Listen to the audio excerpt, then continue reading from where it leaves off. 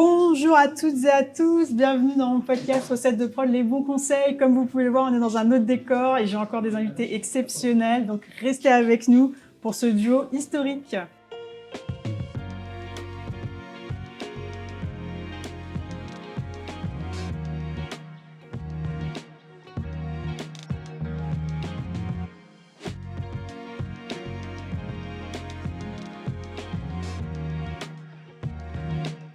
Pour ce duo, nous plongeons au cœur de la création de demain, là où l'intelligence artificielle et la capture de performance de haute précision se rencontrent. Je suis ravie d'accueillir Javad Amirian, directeur de l'IA, et Isaac Partouche, directeur du studio chez Stage 11. Bienvenue à vous deux. Merci de nous accueillir, en tout cas de l'accueillir dans ce podcast avec toi, Virginie.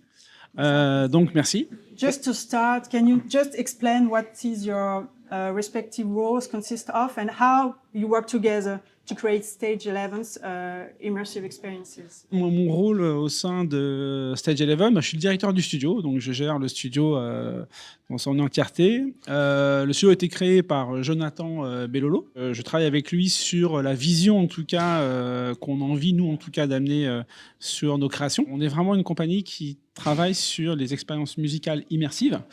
Et Javad nous a rejoint pour nous accompagner sur ce projet qui demande énormément de technologie. On est vraiment sur des captations à chaque fois les plus poussées en termes de réalisme. Et on a besoin de solutions optimisées et je dirais très optimisées pour qu'on puisse les diffuser dans un casque VR. Donc c'est dans ce registre-là, en tout cas dans ce contexte-là, qu'on travaille ensemble avec Javad.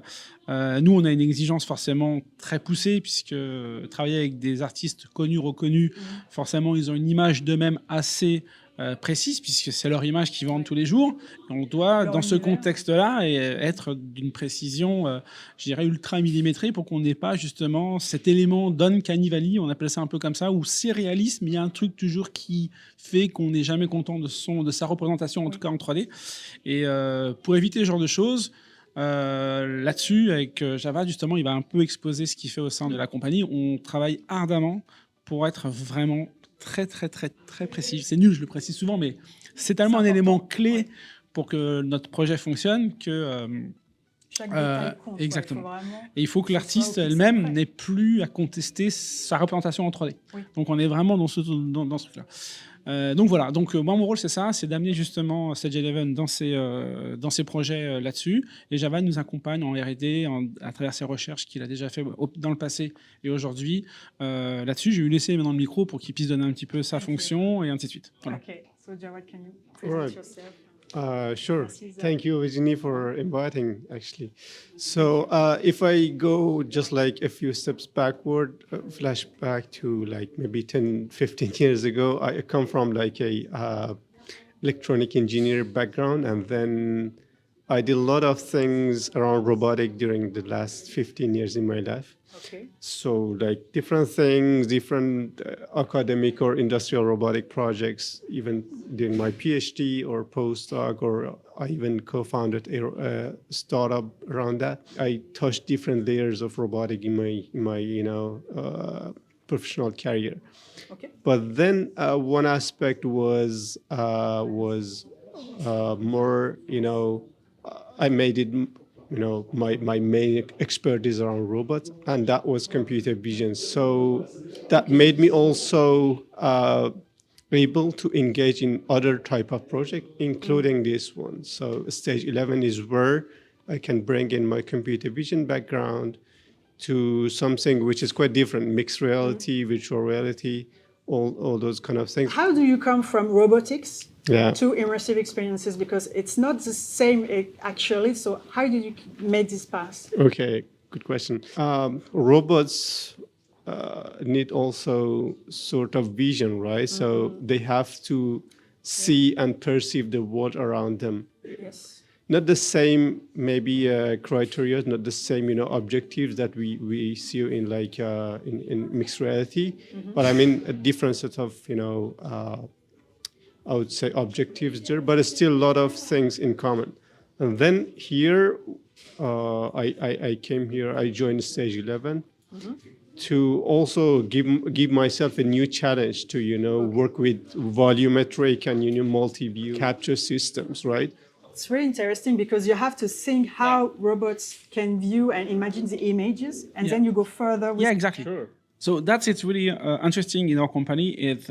Like Javad say, it came from a robotic world, and the fact that how the robot interpret the world, it's also a reason that we want him to join us, because we need to get into the point where the artist needs to feel himself, to think he's himself during this captation. So it's exactly something very similar in that aspect.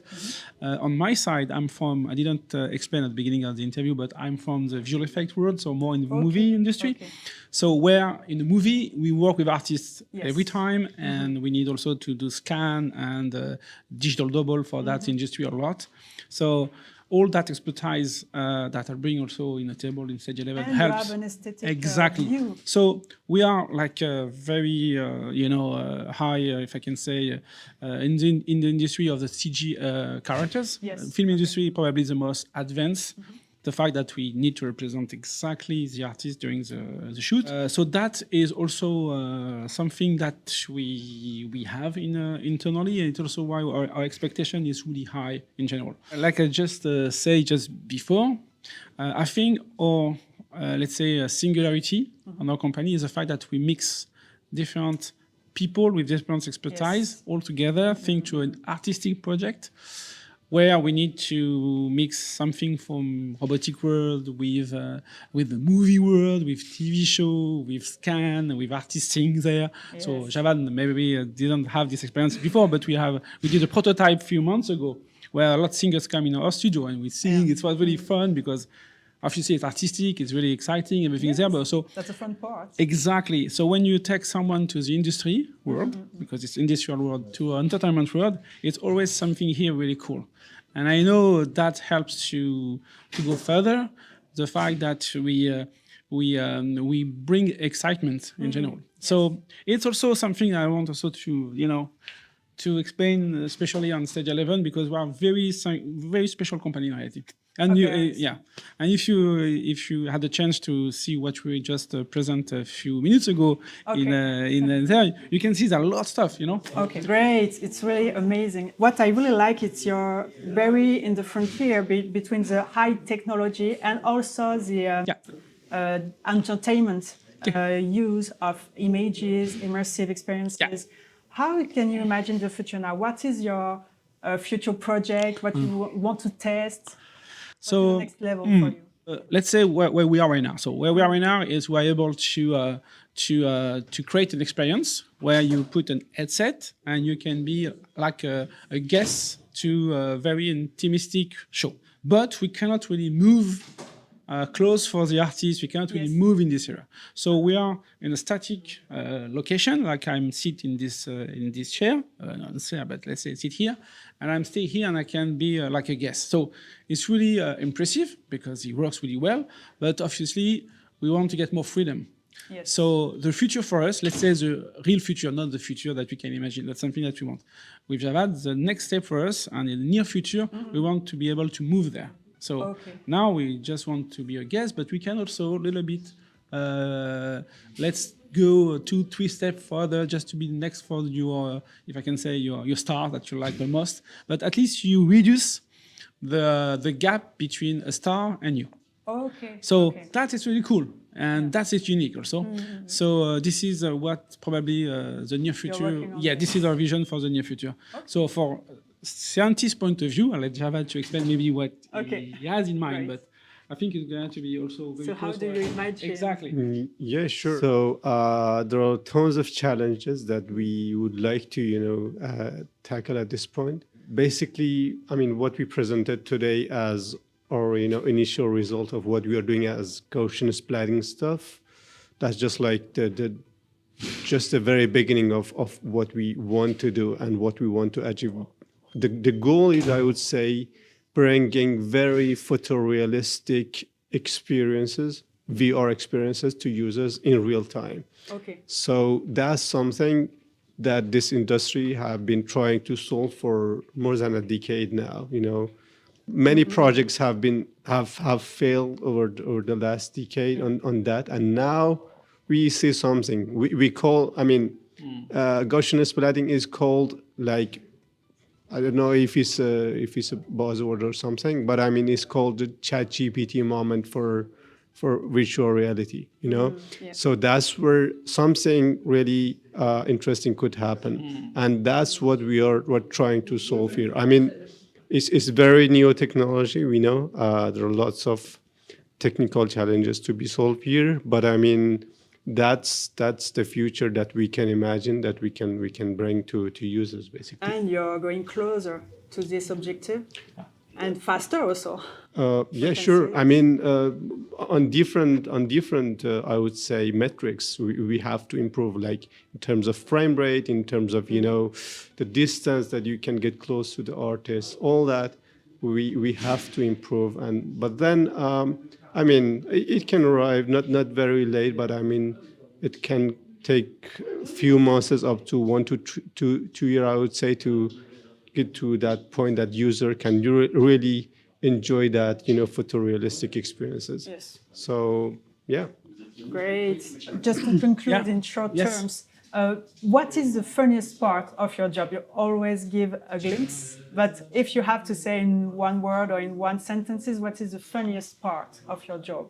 Okay, that's quite very interesting, very interesting question. So let's turn your question differently. Okay. So we get really lucky because first of all, we do something that we love a lot and we like a lot. Okay, so that's the first thing. So it's hard to say what is my funny part because it's every day it's something cool happen. You know, let's every day maybe exaggerate a little bit, but let's say often. Yeah. So we are in a good location. We are with great people. We work with artists. We're working for me. I work for music for the first time. Most of the time, I work with a movie. So for Javad, you work also for music. So this environment is just cool, you know, and that is fun by definition. I mean, that's easy. So then, I know I'm going to make people a little bit maybe jealous from what I say, but it's also something that, you know, we that's need a reality. It's reality. Very lucky. I know, we are really lucky. This is what I'm saying. I'm really lucky. So it's the way it is. Yeah. Perfect. Thank you, Isaac. And you, Jawad? Yeah, same. I mean, being around so many artists, including Isaac and the whole team, that's an amazing, you know, experience. I didn't, you know, experience before because I was mostly, you know, engaged in just like technical project. But now you're living in company where there is a, you know, classic piano over there. It's around you. I mean, the sky is the limit.